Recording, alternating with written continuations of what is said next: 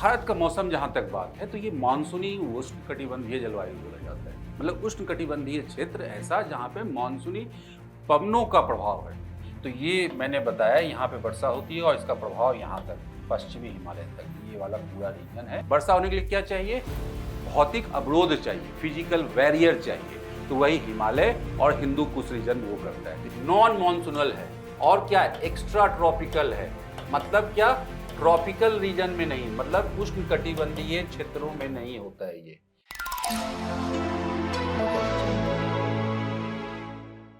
Hello everyone, आज हम लोग एक और इम्पॉर्टेंट टॉपिक को कवर करेंगे जो कि करंट इवेंट है भारत के लिए, भारत के मौसम के लिए, भारत में होने वाली वर्षा के लिए। तो जाहिर सी बात है ये भूगोल विषय से संबंधित होगा और आपके यूपीएससी के सिलेबस से डायरेक्टली जुड़ा हुआ है। तो मैंने ये बताया कि करंट महत्वपूर्ण करंट इवेंट है भारत की मौसमी दशाओं के संदर्भ में। तो क्या है? जी हाँ, आज हम लोग बात करेंगे पश्चिमी विक्षोभ के बारे में, वेस्टर्न डिस्टरबेंस, और उसके साथ साथ उत्पत्ति, प्रसार और उसके प्रभाव के बारे में।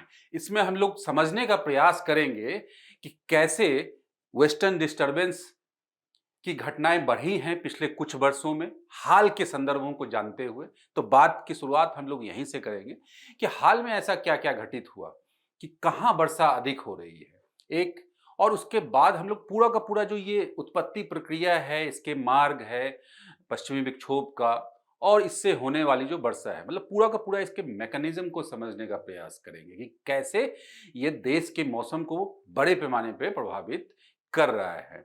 तो इसलिए इसके विभिन्न प्रकार के प्रभाव को भी देखेंगे, जैसे कृषि अर्थव्यवस्था पे, कृषि पे होने वाला प्रभाव, भारत की वर्षा पे होने वाला प्रभाव, और उसके कारण अचानक से होने वाली जो वर्षा है उसके कारण जो अन्य आपदाएं आ रही हैं, जो विभिन्न क्षेत्रों में, हिमालय और पर्वतीय क्षेत्रों में या आसपास के क्षेत्रों में हो रही है पश्चिमी विक्षोभ के कारण, उस पर भी बातचीत करेंगे हम लोग। साथ ही हम लोग ये भी जानने का प्रयास करेंगे कि कैसे जलवायु परिवर्तन ने इसके इंटेंसिटी को बढ़ाया है और जलवायु परिवर्तन का भी प्रभाव इस पे क्या हो रहा है। तो ये पूरा का पूरा समग्र रूप में हम लोग जानने का प्रयास करेंगे कि ये जो इंपॉर्टेंट जियोफिजिकल इवेंट है ये क्या है और परीक्षा के लिए कैसे इंपॉर्टेंट है। तो इसलिए इसके अंत में हम लोग इस पे आधारित कुछ प्रश्नों को भी चर्चा करेंगे।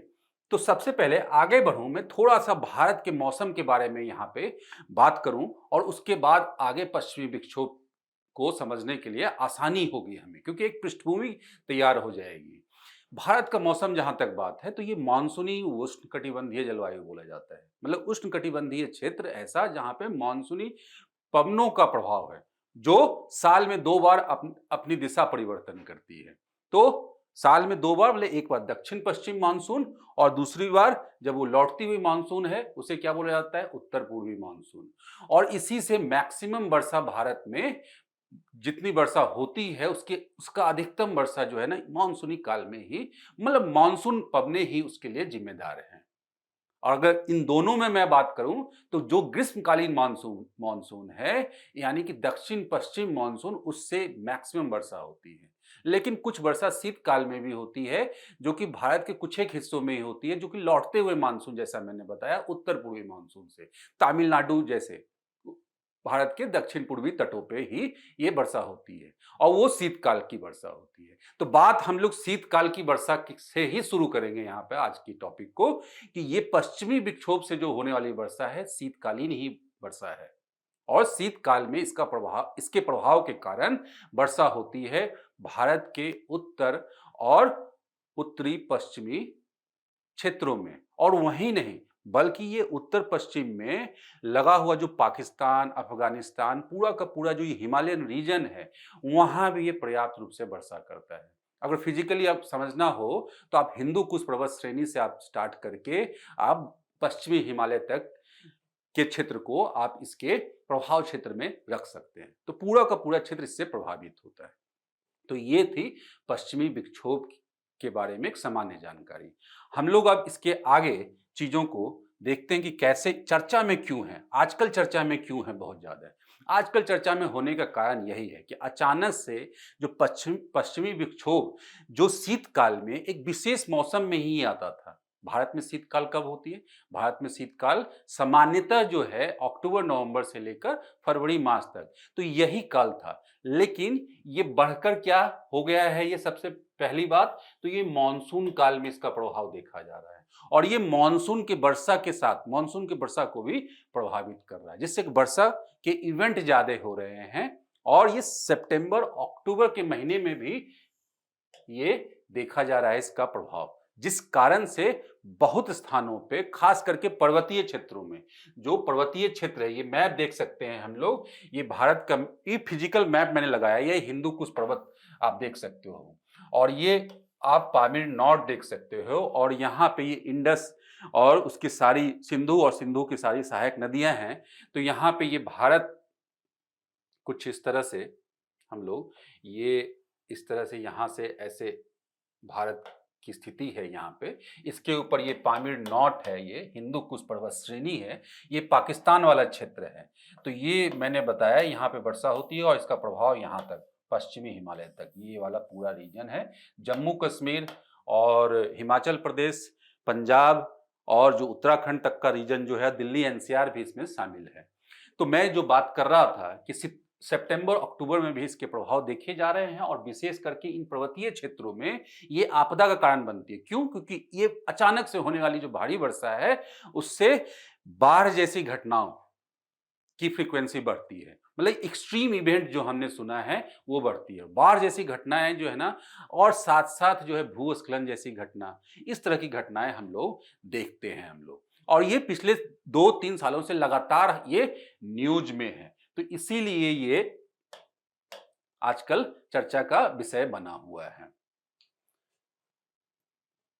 टॉपिक क्यों महत्वपूर्ण है, आगे इस बढ़ें, इसकी उत्पत्ति के बारे में बात करें। सबसे पहले हम लोग ये समझ लेंगे थोड़ा अलग से कि टॉपिक क्यों महत्वपूर्ण है। टॉपिक ये, जैसा मैंने बताया कि भारी वर्षा का कारण है शीतकाल में, तो शीतकाल की जो फसलें हैं जैसे रबी फसल, जिसे क्या जो मानसूनी फसलें हैं उसके बाद बोया जाता है सितंबर अक्टूबर के मंथ में और काटा जाता है फरवरी मार्च में, तो उनके लिए वर्षा जो है कभी कभी वरदान भी साबित होती हैं और उनके लिए क्या, उनके लिए एक्स्ट्रा सिंचाई के लिए जो है ना, ये वर्षा से होने वाला जल, अतिरिक्त जल मिल जाता है और हिमालय क्षेत्र में जो जल भंडार और जल सुरक्षा को डायरेक्टली प्रभावित करती है, क्योंकि एक्स्ट्रा सोर्स हमें प्राप्त हो जाता है इससे। और क्या, जो शीतकालीन वर्षा है और हिमपात के प्रमुख स्रोत हैं पश्चिमी विक्षोभ। क्यों? क्योंकि इसके कारण इस काल में वर्षा होती है और हिमपात की घटनाएं हम लोग देखते हैं। और उसके क्या कि हाल के वर्षों में इनके व्यवहार में परिवर्तन देखा गया, लेकिन क्या है परिवर्तन, मतलब समय, एक तो टेम्परेचर मैंने समय बता दिया कि जब होते थे उससे पहले भी आ रहे हैं, उसके बाद भी हो रहे हैं, मतलब सर्दियों से पहले भी देखा गया सितंबर अक्टूबर में और सितंबर के शुरुआती दौर में, और उसके बाद भी मार्च के बाद भी ये भी देखते हैं। तीव्रता इसकी बढ़ी है, क्षेत्रीय विस्तार बढ़ा है, जिस कारण से ये जो आपदा वाली बात मैंने कही उसका भी विस्तार बढ़ेगा, जो कि पश्चिमी विक्षोभ से जुड़ी हुई होगी। तो यही कारण है कि जलवायु परिवर्तन से भी जुड़ता है और आपदा प्रबंधन से भी जुड़ता है। तो हम लोग अभी तक सिलेबस समझ चुके होंगे।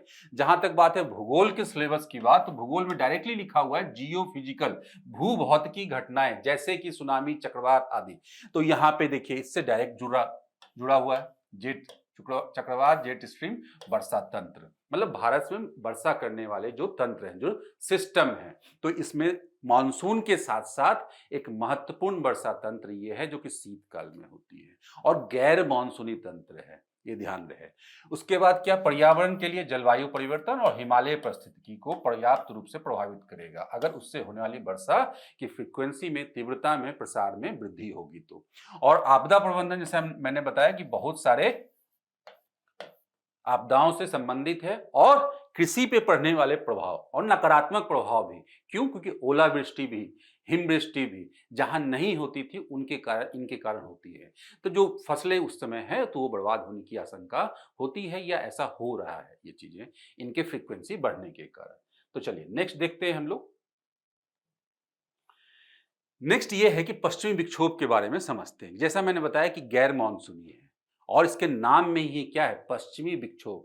मतलब इस मैप को, ब्लैंक मैप मैंने ये एक मैप में मैपिंग के लिए भी आपके लिए आसान होगा कि ब्लैंक मैप पे आप मार्क करेंगे कि इसका सबसे पहला क्या है, क्या सबसे पहले इसकी परिभाषा को थोड़ा समझ लेते हैं कि ये पश्चिमी विक्षोभ मतलब पश्चिम से आने वाली विक्षोभ, और विक्षोभ या डिस्टर्बेंस इंग्लिश में इसका नाम है।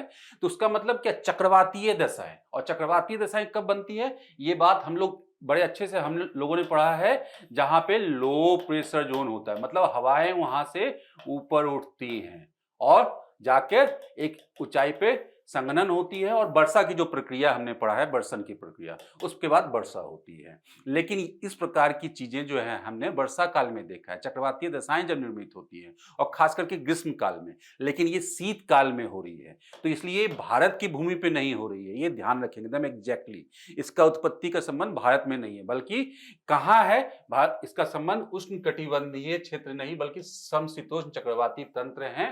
और ये कहाँ बनते, भूमध्य सागर, कैस्पियन सागर और काला सागर क्षेत्र में।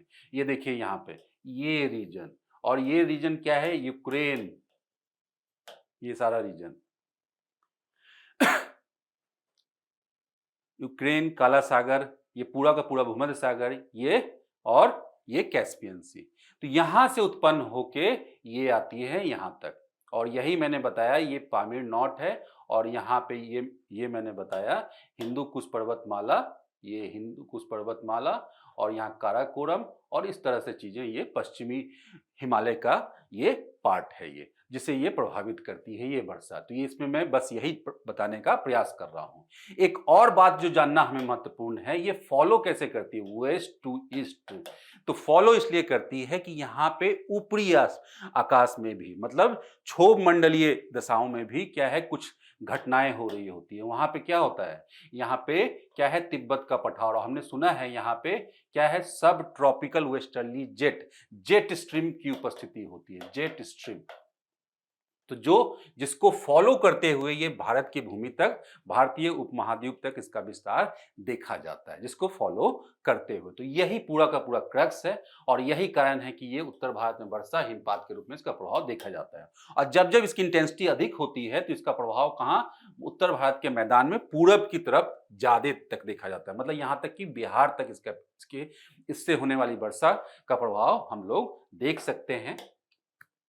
अब इसकी उत्पत्ति प्रक्रिया के बारे में थोड़ा प्रकाश डालेंगे। उत्पत्ति प्रक्रिया क्या है, उत्पत्ति प्रक्रिया के बारे में जैसा मैंने बताया अभी कि, तो इस तरह से अब हम लोगों ने जो पश्चिमी विक्षोभ के बारे में जो बेसिक फंडामेंटल चीजें जो समझ ली है, तो हम लोग अब विस्तार से थोड़ा सा इसके मैकेनिज्म या उत्पत्ति प्रक्रिया के बारे में समझने का प्रयास करेंगे कि क्या कारण है, और कि भारत के से बाहर, भारत से इतना दूर मेडिटेरेनियन रीजन में, भूमध्य सागरीय क्षेत्र में इसकी उत्पत्ति होती है। तो बेसिकली होता यह है कि भूमध्य या कैस्पियन सागर, मतलब जो इस रीजन में आप देखोगे जो पश्चिमी एशिया है, और पश्चिमी एशिया से जब यूरोप की तरफ चलेंगे, मतलब भारत से जब पश्चिम की तरफ चलेंगे, तो उसके बाद पश्चिम एशिया मतलब पाकिस्तान, अफगानिस्तान, ईरान, इस तरह से हम लोग ऐसे ये हमने दिखाया।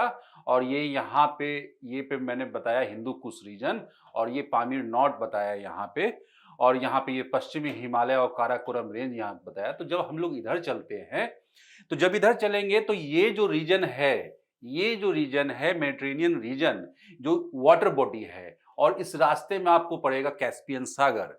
तो ये प्रमुख वाटर बॉडी यहीं पे आपको ध्यान होगा, इस बीच में यहाँ पे कैस्पियन सी है। और ये पूरा का पूरा रीजन जो है, इसके ऊपर यहाँ पे अभी युद्ध रत क्षेत्र भी है, यहीं पे क्या यूक्रेन का रीजन है। तो ये जो रीजन है, जब हम लोग ये मैप को देखेंगे, और हमने पहले भी पढ़ा है कि ऊपरी जो एशियाई क्षेत्र है, साइबेरिया क्षेत्र काफी ठंडा होता है, और ठंडी पवने, ध्रुवीय पवने वहां से आती है यहाँ। और ये क्षेत्र क्या, हाई प्रेशर जोन होता है, हाई प्रेशर क्रिएट होता है।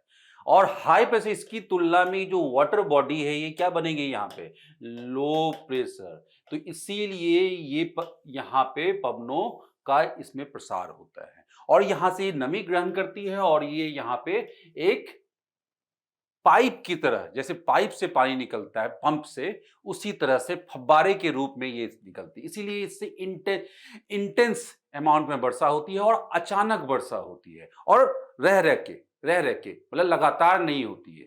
मतलब अक्टूबर के मंथ में 2-3 स्पेल आ जाता है, सामान्य रूप में मैं बता रहा हूँ। नवंबर के मंथ में, दिसंबर के मंथ में, जनवरी के मंथ में, फरवरी के मंथ में, ये सामान्य स्थिति थी। लेकिन अब इसकी फ्रीक्वेंसी में बढ़ोतरी हो रही है, जो बात हमने किया कि उसके पहले भी ये चीजें घटना हो रही है, उसके बाद भी हो रही है।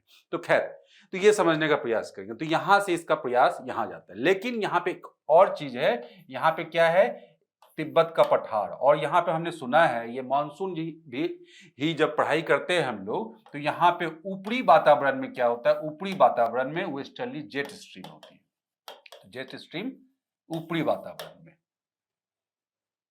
और उसके कारण ये फॉलो करती है। तो यहां पे क्या चक्रवातीय दशाएं बनती है, और ये चक्रवातीय दशाएं इसलिए वेस्ट टू ईस्ट फॉलो करते हुए जब इसके साथ मिलती है, तो ये आके इसका प्रसार यहां तक पश्चिम से होते हुए भारत की पश्चिमी हिमालय तक होती है। और हिमालय जो है, इसके लिए एक भौतिक अवरोध का काम करता है। और भौतिक अवरोध का काम मतलब क्या, जो मैं बताना चाह रहा हूं कि अगर यहां से कोई पवने आ रही हैं और नमी वाली पवने हैं, तो इससे टकराएंगी तो ये ऊपर उठेंगी, और ऊपर उठेंगी तो क्या, संघनन की प्रक्रिया और अधिक होगी, और अंततः जो है वर्षा होगी पर्वत के आसपास, पर्वतीय क्षेत्रों के आसपास। हम लोग थोड़ा सा मैप भी देख लेते हैं, तब उसके बाद फिर से इस स्लाइड पे आएंगे। यहाँ पे ये देखिए, यही मैप हमने बनाया है। ये अभी समझाने का प्रयास मैंने किया सामान्य रूप में, जिसे आप टेक्निकल मैप के रूप में देखेंगे यहाँ पे। तो ये सामान्य रूप में हम लोग देखेंगे कि ये क्या है, ऊपरी वायुमंडल में क्या है, ये यही सब ट्रॉपिकल वेस्टर्ली जेट की स्थिति बनी रहती है इस तरह से। और जो यही गर्म मानसून की वर्षा के लिए क्या, ये नीचे आता है ट्रॉपिकल ईस्टर्ली जेट के रूप में। हमने पढ़ा है ये शीतकाल में ये भारत के ऊपर स्थापित रहती थी। इसकी एक शाखा तिब्बत के पठार के नीचे और एक दूसरी शाखा तिब्बत के पठार के ऊपर होती है। और यहाँ पे क्या होता है, जब हमने सुना है ये ट्रॉपिकल ईस्टर्ली जेट, और धरातल पे क्या होगा, तो इसलिए मैं दूसरे कलर से करता हूँ, धरातलीय पवनें क्या होंगी, तो इसलिए पोलर रीजन से भी ये पवनें आ रही है, और इधर से भी व्यापारी पवनों का यहाँ पे मिलान होता है, जिस कारण से एक फ्रंट निर्मित होता है, और वो उसके कारण से हवाएं जो है ना वहां पे उठती हैं। और जैसे क्षोभमंडलीय विस्तार उनका होता है, मतलब यहाँ पे इसमें देखेंगे क्षोभमंडलीय विस्तार उनका होता है, और तो वो किससे मिलती है, सब ट्रॉपिकल जेट से, वेस्टर्ली जेट से, STWJ जिसको बोला जाता है। और क्या, तीनों बातें हमने समझ लिया। उत्पत्ति कहां से हुई, नमी कहां से लिया, उत्पत्ति हुई भूमध्य सागरीय रीजन, यूक्रेन में हाई प्रेशर था और भूमध्य सागरीय की तरफ जो है उसे जाने के लिए मजबूर किया, क्योंकि high pressure to low pressure पवने चलती है, सामान्य परिसंचरण हमने पढ़ा है। तो जो पूरा का पूरा यूरोपीय रीजन था, वो वाला रीजन हाई प्रेशर बनता है, तो जिससे हवाएं लो प्रेशर की तरफ चलती है और भूमध्य सागर की तरफ चलती हैं, और वो पुश करती हैं वो आगे पूरब की तरफ, ईरान अफगानिस्तान की तरफ। और वो पवने रास्ते में क्या आप देखोगे, भूमध्य सागर, काला सागर और कैस्पियन सागर, और आजकल इसका विस्तार नीचे तक भी है थोड़ा सा।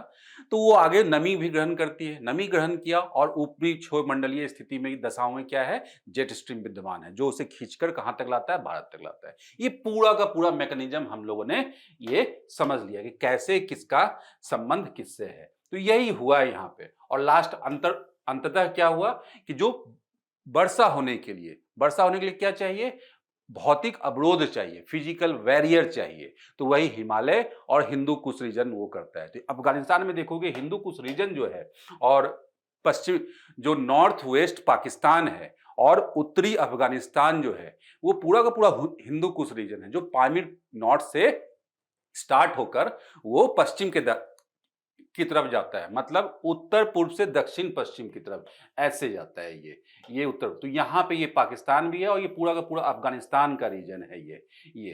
तो इसमें ये काफी वर्षा करता है, और इसका प्रसार आगे तक होता है। और ये क्या है, ये पामीर नॉट है, और इसमें यहाँ पे क्या, यहाँ पे हिमालय, काराकोरम, हिमालय रेंज और ये सब चीज़, जम्मू हिल्स यहाँ पे, तो सबसे पहले ये जम्मू हिल्स में भी। तो इसलिए यहाँ के पूरे रीजन में इसका प्रभाव, इससे होने वाली अचानक वर्षा, हिमपात, ये सब चीजें हमें देखने को मिलती है। तो इस प्रकार से हम लोगों ने इसकी उत्पत्ति प्रक्रिया, पूरे मैकेनिज्म को, और क्यों इतना इंटेंस होती है, अचानक से होती है। तो इसलिए एक बात और कि ये क्या है, ये हमने क्या समझा, ये नॉन मॉनसूनल है, ये ध्यान रखेंगे, ये भी पूछा जा सकता है परीक्षा में।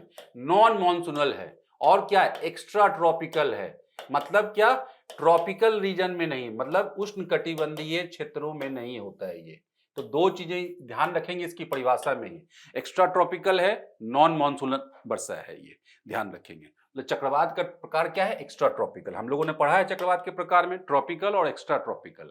एक्स्ट्रा ट्रॉपिकल किसे बोलते हैं? जो ट्रॉपिकल क्षेत्र से बाहर होता है, शीतोष्ण कटिबंधीय, शीतोष्ण कटिबंधीय चक्रवातीय दशाएं जो बनती है, तो वही वो स्थिति है। चलिए, और यही कारण है कि जैसे ही भारत की मुख्य भूमि पे आता है, जो पर्वतीय क्षेत्रों पे, तो इसकी नमी का जो सोर्स है वो खत्म हो जाता है और वर्षा धीरे धीरे कम होती है। तो यही रीजन है। चलिए, अब प्रभाव क्या हमने देख लिया, इंटेंस वर्षा, वर्षा अचानक से वर्षा, उसके साथ साथ ओलावृष्टि, हिमपात आदि ये सब चीजें होंगी। तो क्या होगा यहाँ पे? शीतकालीन वर्षा और कृषि पे प्रभाव। सबसे पहले कृषि पे प्रभाव, रबी फसल पे प्रभाव। रबी फसलों में क्या? गेहूं और सरसों जैसी फसलें, जो क्या है उसके लिए एक तो लाभ है, सबसे पहली बात लाभ है। उसके बाद अत्यधिक, अगर इंटेंसिटी अधिक है, जैसा मैंने बताया, बार बार बोला, ये लाभ भी है और हानि भी है। इंटेंसिटी अधिक हो गई, ओलावृष्टि हो गई, तो फसलों को नुकसान हो जाएगा। क्यों? क्योंकि उस समय फसल पकने का समय है। यही मैंने बताया ना कि अक्टूबर नवंबर से, अगर ये फरवरी मार्च में आई तो गेहूं की फसल पकने वाली होगी, उसमें बालियां होंगी उसमें, तो वो फसल खराब हो जाएगी। आपने देखा होगा ये सब चित्र कि अचानक से ओलावृष्टि होती है तो भारत में वो फसल खराब होने का दृश्य हमने देखा है। वर्षा की कमी से उपज में कमी और जल संकट, सिंपल। कि इसका उल्टा विपरीत स्थिति भी ये कहीं कहीं देखने को मिलती है। हिमालय जल संसाधन और ग्लेशियरों पर प्रभाव कैसे? पूरा का पूरा जो इकोसिस्टम है, पूरा का पूरा जो रीजन है, वहां पे क्या रिप्लेनिशमेंट का काम करेगा। मतलब क्या? नमी का जो एक्स्ट्रा मात्रा, जो मॉइस्चर की एक्स्ट्रा मात्रा है, जो कि पूरे ग्लेशियर को बचाए रखने में उस रीजन में भी वो ऐड करेगी, तो जिससे क्या ग्लेशियर लंबे समय तक बने रहेंगे। तो ये इस रूप में पॉजिटिव है। उसके साथ साथ सिंधु गंगा की नदियों में वर्षा का जल जो है ऐड किया जाएगा, जिससे कि बेस लेवल फ्लो बना रहेगा। और ये कब है हो रहा है? ये सर्दियों में हो रहा है, जिसके बाद गर्मी आने वाली है। तो इसका मतलब कि और तब जो है वर्षा में कमी होगी, सूखा हो सकता है, तो उससे बचने में भी ये मदद करता है, ये पूरे के पूरे रीजन में। और ये यहां भी आप इसे नोट कर सकते हो। तो इस तरह से जल संसाधन के दृष्टिकोण से काफी महत्वपूर्ण है, ग्लेशियर को रिप्लेनिश करने के दृष्टिकोण से इंपॉर्टेंट है, और जो हिमालयन पूरा इकोसिस्टम है। लेकिन यही अगर ये तीव्र पश्चिमी विक्षोभ आया तो हिमस्खलन, एवलांसेस जैसी घटनाएं, मतलब भूस्खलन का हिम वाला पार्ट, जहां पे ग्लेशियर ही टूट कर गिरती है अधिक वर्षा से। और अधिक वर्षा से क्या? फ्लैश फ्लड की घटनाएं हम लोगों ने देखा है ये अभी हिमाचल प्रदेश में, और उसके बाद उत्तराखंड में, जम्मू कश्मीर में, इस तरह की घटनाएं हम लोग देख रहे हैं, क्योंकि अचानक से वर्षा हुई एक ही जगह पे और पिछले एक दो दिन के अंदर हुई या कुछ घंटों में ही हो गई। तो ये इस प्रकार की घटनाएं कहां कब होती है? वेस्टर्न डिस्टर्बेंस जैसी जो जियोफिजिकल फेनोमेना है, परिघटनाएं वहीं पे होती है। सामाजिक और आर्थिक प्रभाव क्या है? तो जैसा मैंने देखा बताया कि शहरी क्षेत्रों में जैसे कि वाटर लॉगिंग की समस्या, अधिक वर्षा, अचानक से वर्षा, तो पर्वतीय क्षेत्रों में तो देखा ही, हम लोग देख ही सकते हैं कि सामाजिक और आर्थिक प्रभाव कि अचानक से अगर वर्षा होगी या हिमपात होगा तो वहां से ट्रैफिक, आना जाना, परिवहन के साधन, ये सब प्रभावित होते हैं। और वाटर लॉगिंग की समस्या तो होती, क्योंकि दिल्ली एनसीआर तक इसके प्रभाव है। और कभी कभी इसका प्रभाव जो है पूर्वी भारत में भी, मतलब क्या, जो भारत का मैदान है उसमें उत्तर प्रदेश, बिहार तक ये चीजें होती है। तो ये सब जगह जो है इसके परिणाम को हम लोग देख सकते हैं, समझ सकते हैं। और हिमालयी राज्यों में तो खास करके सड़कें अवरुद्ध हो जाएंगी, पर्यटन पे असर होगा, क्योंकि भूस्खलन की जैसी घटनाएं होंगी। ठीक है, मॉनसून के साथ संबंध किया है, ये अभी हमने चर्चा किया कि मॉनसून काल में भी ये सक्रिय दिखा इस बार सितंबर के महीने में। जब मॉनसून लौटता है, लौटती हुई मॉनसून का प्रभाव होता है, उससे वर्षा जो है दिल्ली एनसीआर या उसके आसपास के रीजन में हुई, लेकिन वर्षा कुछ ज्यादा ही हुई। और जहां पे हमने हिमाचल, जम्मू कश्मीर में कुछ दुर्घटनाओं को भी देखा अत्यधिक वर्षा होने के कारण। तो हुआ यही था कि जो मॉनसून ट्रफ था, जिसके कारण से वर्षा होती है, उसके साथ साथ जो है यहाँ पे वेस्टर्न डिस्टरबेंस भी जुड़ गया था, जिससे कि वो जो मानसून काल में, लौटती हुई मानसून काल में जो वर्षा होती है इस रीजन में, पर्वतीय क्षेत्रों में, जम्मू हिल्स और उत्तराखंड, हिमाचल, दिल्ली एनसीआर के रीजन में, उसकी इंटेंसिटी बहुत ज्यादा बढ़ गई। तो जिस कारण से शहरों में तो वाटर लॉगिंग या बाढ़ जैसी समस्या हुई, लेकिन पहाड़ों में क्या है, वो बहुत बड़ी आपदा बन के उभरी वो। तो ये चीजें जो है ना काफी इंपॉर्टेंट है, ये चीजें हम लोग देख सकते हैं यहाँ पे। जलवायु परिवर्तन का क्या प्रभाव है? जलवायु परिवर्तन इसके इंटेंसिटी को बढ़ा रहा है, मतलब ये बार-बार आ रही है, मतलब समय से पहले। तो दिसंबर से मार्च, ये एकदम नोट कर लें, दिसंबर से मार्च हमने अभी तक किताबों में यही पढ़ा था। लेकिन अब क्या है कि अब इससे पहले भी ये सितंबर अक्टूबर से देखे जा रहे हैं, और ये यहां तक क्या प्री मॉनसून सीजन जो है अप्रैल मई में भी इसके प्रभाव देखे जा रहे हैं। और ये हो क्यों रहा है? क्योंकि इसकी नमी की जो मात्रा है, क्योंकि सबसे पहले हमने सोर्स देखा ही मैकेनिज्म में कि नमी अगर प्राप्त होगी तभी तो चक्रवातीय वर्षा हो सकती है, क्योंकि उसको नमी का स्रोत तो चाहिए उसे। तो नमी की स्रोत जो है, जैसे अब मान लिया जाए जलवायु परिवर्तन होगा, तो जलवायु परिवर्तन का एक महत्वपूर्ण सिम्टम क्या है? Global warming. तो ग्लोबल वार्मिंग हुई, और मैंने बताया कि जो पर्वतीय क्षेत्र है या जो मैदानी क्षेत्र है, यूक्रेन का जो इलाका है, जो हाई प्रेशर बनता है, जो महाद्वीपीय है, उससे संलग्न जो जल इकाई है, वहां पे लो प्रेशर बनता है। तो क्या अगर उसके टेम्परेचर में अगर वृद्धि होगी, या पश्चिमी एशिया से लगे अरेबियन सागर के टेम्परेचर में वृद्धि होती है, सी सरफेस टेम्परेचर की मैं बात कर रहा हूं, तो क्या इस प्रकार की घटनाएं नहीं बढ़ेंगी? जरूर बढ़ेंगी। तो यही कारण है कि इनकी फ्रीक्वेंसी में वृद्धि हुई है, और ये केवल सर्दियों तक सीमित नहीं, बल्कि बसंत और प्रारंभिक मानसून के महीनों में भी हो रही है। तो इससे बहुत सारे पर्यावरणीय बदलाव भी हो सकते हैं, इसकी पर्याप्त संभावना है, और इसे एक एक्सट्रीम इवेंट के रूप में इसलिए देखा जाना चाहिए जो अभी हो रहा है। प्रमुख पहले और आगे की राह के रूप में हम लोग क्या समझ सकते हैं? तो हमने सबसे पहले यही समझा कि इसका पूर्वानुमान किया जाना आवश्यक है, क्योंकि अचानक होने वाली वर्षा है। लेकिन क्या इसका जुड़ाव है किस चीज से? लो प्रेशर, हाई प्रेशर जो बन रहे हैं पश्चिम के रीजन में। तो हम लोग पूर्वानुमान और चेतावनी जो बुलेटिन है, जो आईएमडी के द्वारा लगातार जारी की जाती है, ये महत्वपूर्ण पहल है देश में। इसको, इस व्यवस्था को, इस प्रकार की व्यवस्था को काफी मजबूत करना चाहिए। और क्या, आपदा प्रबंधन की दृष्टिकोण से जो ये अर्ली वार्निंग सिस्टम है, उसे और प्रभावी बनाया जाना चाहिए समय के साथ, जिससे क्या कि फोरकास्ट करने में जो प्रभावित क्षेत्र हैं, उनसे लोगों को एक्सट्रैक्ट किया जा सके आसानी से, उन तक सूचना को पहुंचाया जा सके, और इस प्रकार की घटना से पहले उस रीजन में जो तैयारी से संबंधित बातें हैं, प्रशासन के स्तर पे, सिविल सोसाइटी के स्तर पे और समुदाय के स्तर पे आसानी से किया जा सके उस पे काम। और क्या, यही कारण है कि आपदाएं, घटनाएं जैसे पर्वतीय क्षेत्रों में अचानक बाढ़, भूस्खलन, वाटर लॉगिंग आदि के संदर्भ में प्रभावित क्षेत्रों के लिए एक रोड मैप, एक क्लियर रोड मैप होना चाहिए, जहां इस प्रकार की घटनाएं जो है चीजों को और वर्स्ट बना रही है, और भविष्य में उस प्रकार की घटनाएं ना हो, आपदाएं ना हो, तो आपदा से संबंधित जो है हमें तैयारी भी। तो ये आपदा प्रबंधन से संबंधित जो दृष्टिकोण को जोड़कर इसे यहाँ पे देखना होगा। तो चलिए, हम लोगों ने जो समझा उसके आधार पे प्रश्नों को भी देख सकते हैं कि अगर यूपीएससी पूछेगी तो रीजनिंग बेस्ड प्रश्न पूछती है, या मैपिंग से संबंधित प्रश्न पूछती है सामान्यतः। जलवायु विज्ञान या जियोफिजिकल जो भी परिघटना है, या तो उसकी प्रक्रिया पे आधारित पूछेगी, या फिर उससे जो मैपिंग से रिलेटेड जो है, मतलब कहां कहां प्रभाव होगा। और मेंस में भी कुछ इस प्रकार से चीजों को सबको मिला के आयाम को तो देख सकते हैं। पश्चिमी विक्षोभ में सही कथन चुनिए। क्या है सही कथन? यह बंगाल की खाड़ी से नमी प्राप्त करता है, गलत हो गया। यह भूमध्य सागर क्षेत्र से उत्पन्न होता है, सही है। यह केवल दक्षिण भारत में वर्षा करता है, एकदम गलत। इसमें से कोई नहीं, तो एकदम सही हो गया ये। इसे और टफ बनाया जा सकता है, इसे रीजन, एग्जैक्ट रीजन बता दिया जाए, तो निम्नलिखित में से कौन से क्षेत्र में ये उत्पन्न नहीं होते हैं, ऐसा भी पूछा जा सकता है। भारत में पश्चिमी विक्षोभ सबसे अधिक सक्रिय रहते हैं, वही जून सितंबर दिसंबर मार्च अप्रैल जुलाई, जुलाई दिसंबर, तो दिसंबर मार्च सबसे अधिक, मतलब जो सामान्य रूप से हम लोग पढ़ते आए हैं किताबों में परंपरागत रूप से, वही। ठीक है।